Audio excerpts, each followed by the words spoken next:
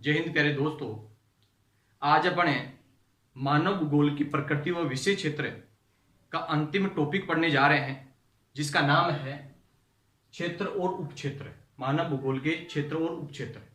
इससे पहले अपन ने चर्चा की थी कि मानव भूगोल है मानव और पर्यावरण के मध्य के अंतर संबंधों का अध्ययन है। मानव भूगोल है मानव और पर्यावरण के अंतर संबंधों का अध्ययन है और उसमें उसका अध्ययन किया जाता है। इसके अलावा उसमें मानव जीवन के घटने वाली सभी जो घटनाएं हैं उसकी व्याख्या भी की जाती है इसके अंदर।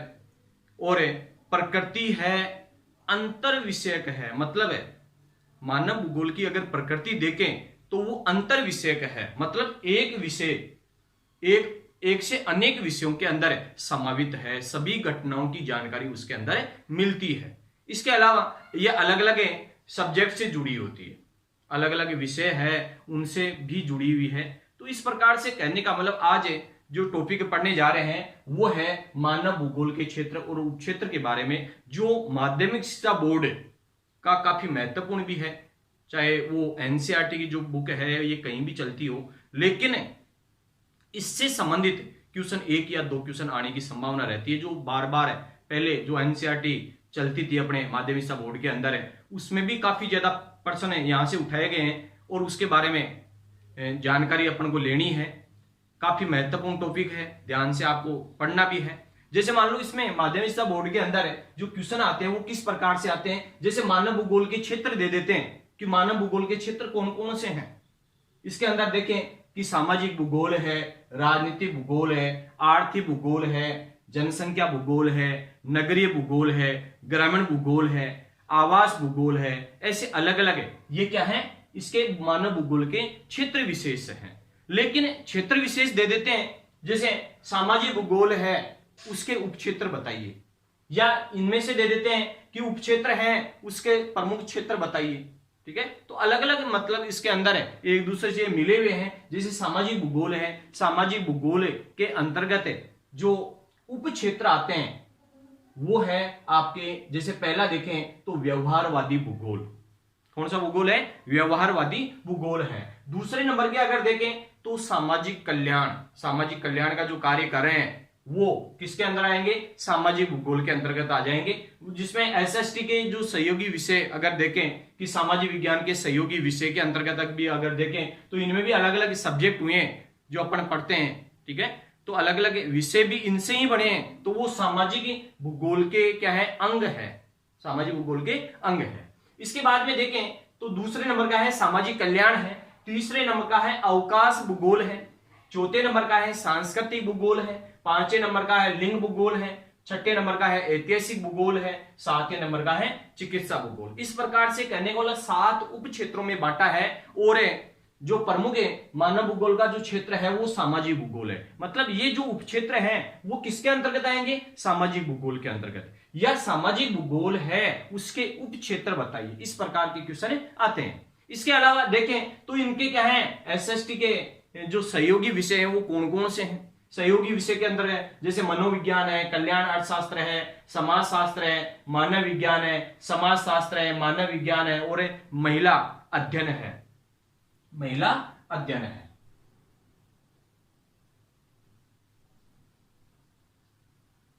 या महिला स्टडी जिसको कहते हैं अपन, महिला अध्ययन है, इतिहास है और महामारी विज्ञान है। अब उसके अंदर है जैसे मान लो अलग से जो क्वेश्चन आता है उसके अंदर अगर देखें तो जैसे मान लो व्यवहारवादी भूगोल है उसके सहयोगी विषय के रूप में क्या है? तो वो है मनोविज्ञान। सहयोगी विषय के रूप में क्या है? वो मनोविज्ञान है, ये है।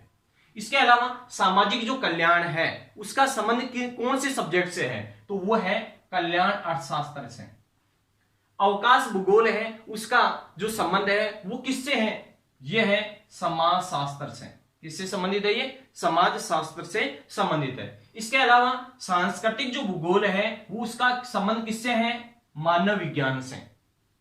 सांस्कृतिक भूगोल का संबंध किससे है? मानव विज्ञान से है। लिंग भूगोल है उसका संबंध किससे है? समाज शास्त्र, मानव विज्ञान और महिला अध्ययन।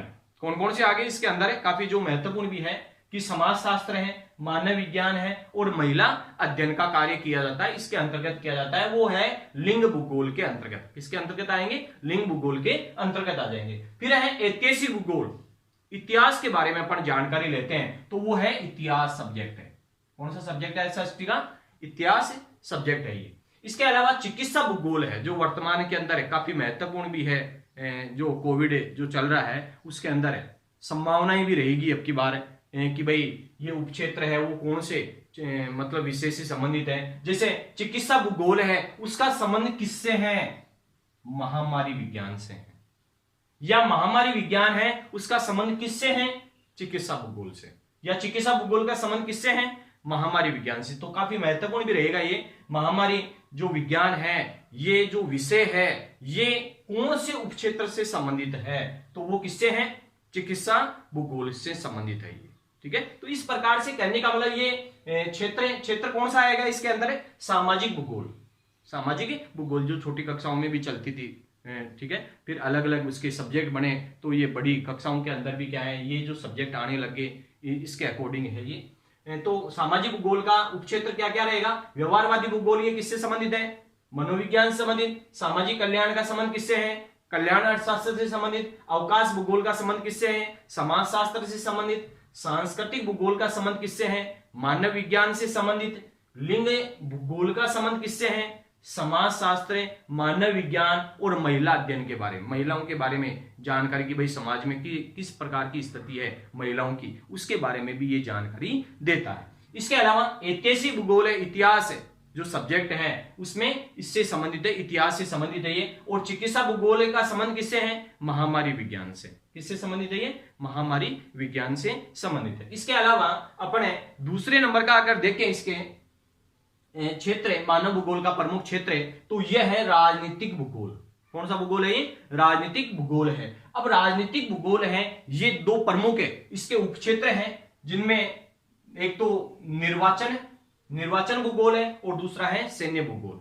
मतलब राजनीतिक सीमाएं, अपनी सीमा कौन कौन से देशों से लगी हुई है, या एक राज्य से दूसरे राज्य की जो सीमा है, ठीक है, इनमें जो आपके पहला जो दिया आपके निर्वाचन भूगोल है। निर्वाचन भूगोल का मतलब है जो चुनाव का कार्य करते हैं, ठीक है, परिसीमन का कार्य करवाते हैं कि भाई ये क्षेत्र है, ये तहसील का क्षेत्र है, ये लोकसभा का क्षेत्र है, ये विधानसभा का क्षेत्र है, ठीक है, इस प्रकार की स्थिति बनाते हैं। तो वो क्षेत्र राजनीतिक जो भूगोल है वो उपक्षेत्रों के अंदर बांट देते हैं कि निर्वाचित भूगोल है ये कौन से क्षेत्र से संबंधित है?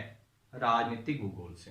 काफी महत्वपूर्ण भी क्वेश्चन है ये कि निर्वाचन जो भूगोल है ये कौन से प्रमुख क्षेत्र से संबंधित है? तो राजनीतिक भूगोल से संबंधित है। या राजनीतिक भूगोल का कौन सा उपक्षेत्र है ये?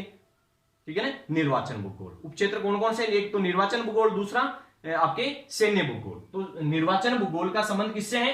राजनीतिक भूगोल से। और दूसरे नंबर का आता है आपके सैन्य भूगोल। सेना का जो कार्य है, ठीक है, वो सभी राजनीतिक भूगोल से संबंधित होते हैं, क्योंकि सेना का कार्य किसमें किया जाता है? सुरक्षात्मक कारण से, ठीक है ना। तो सुरक्षात्मक जो उपाय अपनाई जाती है वो राजनीतिक भूगोल के अंतर्गत आती है। तो सैन्य भूगोल और निर्वाचन भूगोल दोनों किसके अंतर्गत आती है? आपके राजनीतिक भूगोल के अंतर्गत आती है। इसके बाद की अगर स्थिति देखें अपने, तो है तीसरे नंबर की आपके आर्थिक भूगोल। कौन सा है? आर्थिक भूगोल है। आर्थिक भूगोल के अंदर अगर देखें तो इसके अंदर है जैसे संसाधन भूगोल। कौन सा भूगोल है? संसाधन भूगोल। संसाधन का मतलब आप सब जानते हो कि संसाधन किसे कहते हैं? जब मनुष्य है, कोई भी धरातल पर है, वे तत्व या पदार्थ जो मनुष्य के दैनिक जीवन में काम में आने योग्य हो। जैसे ये मार्कर है, ये लिखने काम में आ रहा है, इसका मतलब ये क्या है? अपने लिए संसाधन है। कोई भी चीज है ये मनुष्य को लाभ पहुंचाए, ठीक है ना, तो वो क्या कहलाएगी? संसाधन। क्या कहलाएगा? संसाधन। कुछ भी प्रकृति के अंदर कुछ भी ऐसा विद्यमान हो, लेकिन शर्त है कि मनुष्य के वो काम में आनी चाहिए। किसके काम में आनी चाहिए? मनुष्य के काम में आनी चाहिए, तब जाकर के वो संसाधन होगा। जैसे मान लो पहले ये पेट्रोलियम पदार्थ से जो गैस निकलती थी वो बाहरी जंगलों के अंदर ऐसे खुले में छोड़ दिया जाता था, लेकिन वर्तमान के अंदर है उसको सिलेंडर के अंदर भर करके और अपन काम में ले रहे हैं। इसके बाद में क्या बना? वो संसाधन। उससे पहले संसाधन नहीं था, ठीक है ना। इसी प्रकार से एक उदाहरण उसका और ले कि जैसे मार्बल की जब कटिंग की जाती थी तो उसका बारीक बारीक जो चूर्ण है ये बिखर जाता था, ठीक है, बिखरने के बाद में उसको व्यर्थ फेंक देते थे, लेकिन आजकल उसका उपयोग करने लगे चिप्स के आंगन डालने में। ठीक है, तो वो क्या बन गया, एक संसाधन बना। क्या बन गया, वो संसाधन बना। क्लियर ये चीज। ठीक है, तो संसाधन भूगोल किसका अंग है, आर्थिक। आर्थिक का मतलब आप सब जानते हो, पैसों से संबंधित, लेन देन से संबंधित, ठीक है, समृद्धि से संबंधित आर्थिक क्रियाएं। ठीक है, तो संसाधन भूगोल है। दूसरे नंबर का आता है इसके अंदर कृषि है, कृषि का कार्य करते हैं अपन। ठीक है, तीसरे नंबर का है उद्योग भूगोल है। इसके अलावा विपणन भूगोल का कार्य है। इसके अलावा पर्यटन भूगोल है और अंतरराष्ट्रीय व्यापार का कार्य। एक राष्ट्र दूसरे राष्ट्र में जो व्यापार का कार्य करते हैं वो भी किसका अंग है, आर्थिक भूगोल के अंतर्गत आता है। अर्थात आर्थिक जो भूगोल का जो क्षेत्र है उसके कौन कौन से उप क्षेत्र है। तो उप क्षेत्र कौन कौन से हुए, संसाधन भूगोल है, कृषि भूगोल है, उद्योग भूगोल है, विपणन भूगोल है, पर्यटन भूगोल है, अंतरराष्ट्रीय व्यापार का कार्य है। ये सभी किसके अंग हैं, किसके प्रमुख क्षेत्र हैं, वो है आर्थिक भूगोल के विशेष क्षेत्र है, आर्थिक भूगोल के अंग है। मतलब आर्थिक भूगोल का जो प्रमुख क्षेत्र है उसके प्रमुख उप क्षेत्रों के नाम लिखिए। तो क्या क्या लिखोगे इसके अंदर, संसाधन भूगोल है, कृषि भूगोल है, उद्योग भूगोल है, विपणन भूगोल है, ठीक है, पर्यटन भूगोल है, अंतरराष्ट्रीय व्यापार का कार्य है। तो इस प्रकार से कहने वाला ये उप क्षेत्र हुए।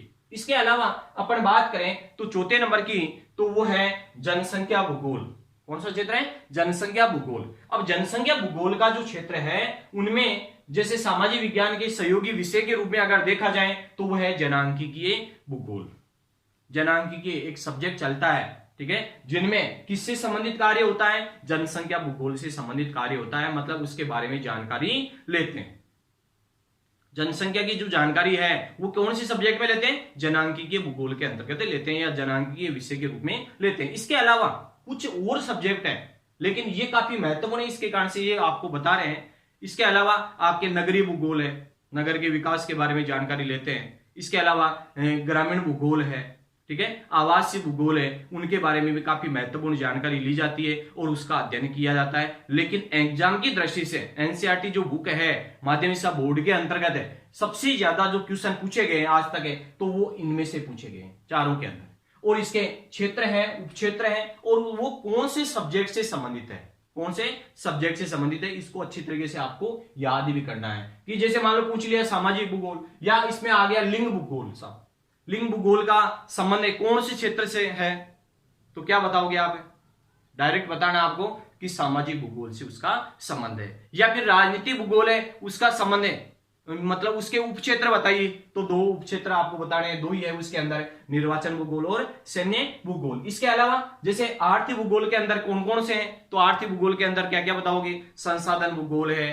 कृषि भूगोल है, ठीक है, उद्योग भूगोल है, विपणन भूगोल है, अंतरराष्ट्रीय व्यापार का कार्य है, पर्यटन भूगोल है। ये सभी ये क्या है, उप क्षेत्र आते हैं। वो कौन से क्या आते हैं, आर्थिक भूगोल के अंतर्गत आते हैं। तो काफी महत्वपूर्ण टॉपिक है ये। इसके अलावा अपन बात करें कि भाई भूगोल का ये लास्ट मतलब ये जो मानव भूगोल का विषय क्षेत्र है, ठीक है, और इसकी प्रकृति है, इसका लास्ट ये टॉपिक हो गया। इसके बारे में काफी महत्वपूर्ण जो क्वेश्चन बनते हैं वो किस प्रकार से हैं, वो इस प्रकार से दिए हैं आगे।